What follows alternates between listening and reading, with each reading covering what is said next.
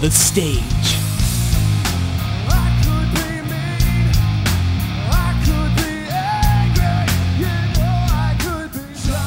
Hey, once again, welcome to another exclusive stage interview. It's Chris. We're hanging out with my new best friends. We have my friend Neil, we have Barry, and we have Brad from 3 Days Grace. What's up, guys?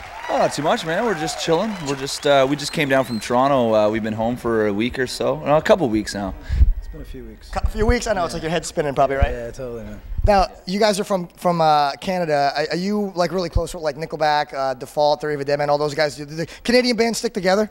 Yeah, I mean, you know, we've had an opportunity to go out and play with them a lot, and yeah, I mean, Canada's population-wise is pretty small, so you run into the same faces and stuff, really? And yeah, totally. And we actually toured with Nickelback for a while, and very cool. Yeah, so I mean, we've been, I mean, mainly in the U.S. though. We've been spending a lot of time in the U.S. and had a chance to go overseas a little bit, but. Yeah, it's been great. I mean, you know, there's a lot of Canadian music up there right now, so you run into everybody and hang. Everybody's cool.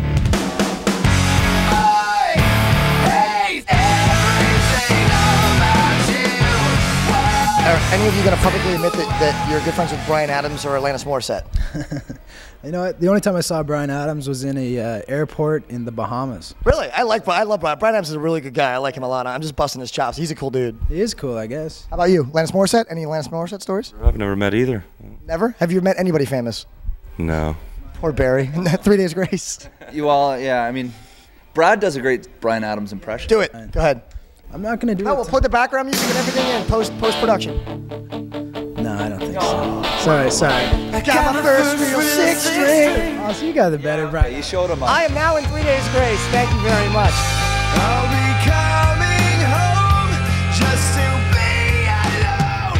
So you guys, you have your debut record out. It's kicking a whole bunch of butt all over the country. We're actually at WZZO playing 2 songs right now. Thank me for being the music director there. Pat on my back, please. Thank you. Thank you. Thank you very much, boys. You guys are actually not even taking your time with anything. You actually are still on tour right now. You're working on your second record, and you're only like a couple of weeks away, I think, from going back in the studio and doing a brand new record already. Yeah, I mean, the thing for us is we're a live band. That's what we love to do. So I mean, this is actually considered time at home right now, and we're on a bus. But you know, we're just workaholics, and we get stir crazy when we get home. So. Basically, we love we're excited to get in the studio and just to be able to now go back out and try some new material. Like, we've got some new material now that we're able to play live and see how it goes and stuff. So, you know, we can sit at home later. I could be mean, I could be angry, you know I could be just like you. Now, who actually produced your record? I know there's big people like Rick Rubin, you know, there's Josh Abram, Scott Humphrey, you work with Tommy Lee. You guys have somebody I haven't really heard of, which doesn't mean anything, I'm not being negative about it, but how do you guys decide who you're working with, and why did you pick the producer you're actually working with the record with? Well, basically, just the biggest thing for us, we've been a band for a long time, and when it came time to choose a producer, or for that matter, choose anyone, you know, to involve in our band, it just made sense to get someone that we could, you know, be on the level with and musically be able to work with. And you know, we weren't interested in getting, like, you know, big name producers just to have the name on the record. Yeah, so much money, and it's pointless. I mean, if you can't be creative with those people, then you're better off finding someone that you can be creative with. And we met Gavin early on, and it just clicked, and we really worked well together in the studio. So he did our first record, and he's going to continue to work with us. The stage. Tomorrow's music. Today. Now, the record that's in stores, is it still the limited edition that you can actually get that DVD from?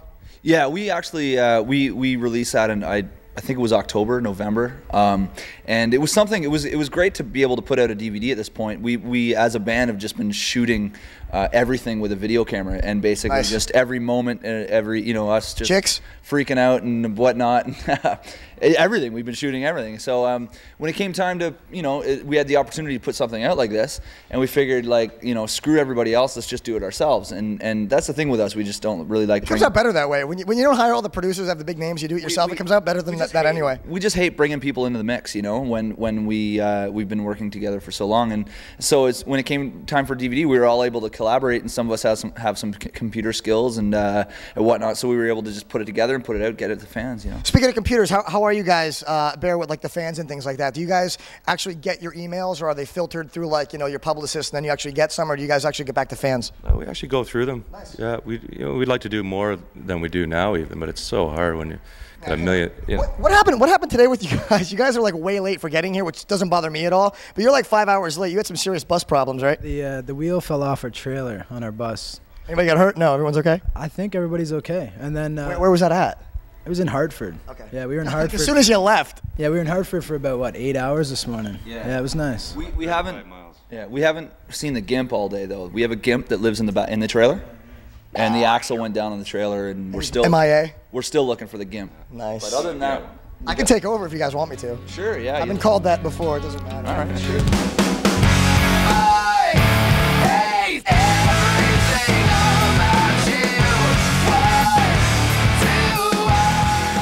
We're going to do another video from you guys. We're hanging out with 3 Days Grace. When you guys pick a video, what do you want to do? Something from the studio? Yeah, you can throw on home. We're actually still feeling it in our lungs because the location was all asbestos filled and condemned, and we were the only ones that couldn't wear couldn't wear the mask because it wouldn't look right, you know. So we're still feeling a little asbestos. I think I got some on your microphone. That's great. 3 Days Grace, it's home on the stage. The stage.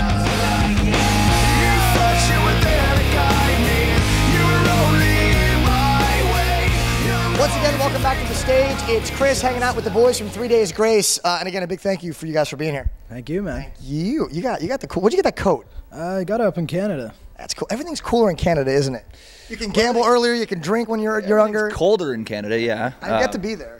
No? Nah, I've never been there. No, you got to get up there. It's a cool spot. It's pretty chill. How'd you guys get together? Like, what's the story? Like, in a nutshell, like, what was the story? Just you guys all friends from high school or what? Yeah, we just basically grade 9. We just needed to like start rocking out, and we hooked up with each other.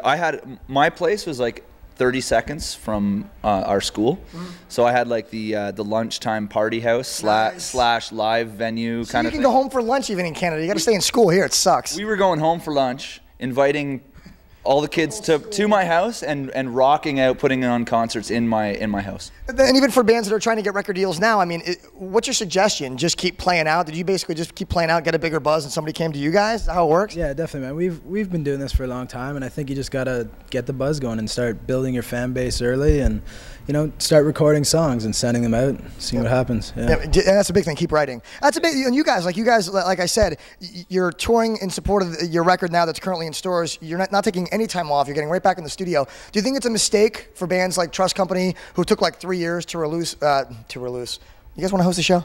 Well, releasing releasing is good. You should release as much as possible. Do you think it's a band like Trust Company? It took them 3 years to put out their second record. I mean, is that a big mistake for bands to wait too long to do that, or I mean, what do you think? I think so. I mean, really for us, the Momentum goes away. The most important thing is basically just getting out there and playing rock shows. I mean, especially in 2005, where the industry is so driven around like singles and all that. But if you get out there, if you play great shows every night and you rock the crowd and you build that fan base live, you can I think that you can sort of do things like wait to put out a record. But if you don't have that base, you don't have that mass of people that will continue to come out to like 3 Days Grace shows, then yeah, you're taking a big risk by waiting. But I think for us, we get so stir crazy when we even sit at home for 4 days. It just it's just not natural for us to wait. I don't think we would be capable of waiting for years to put out a record.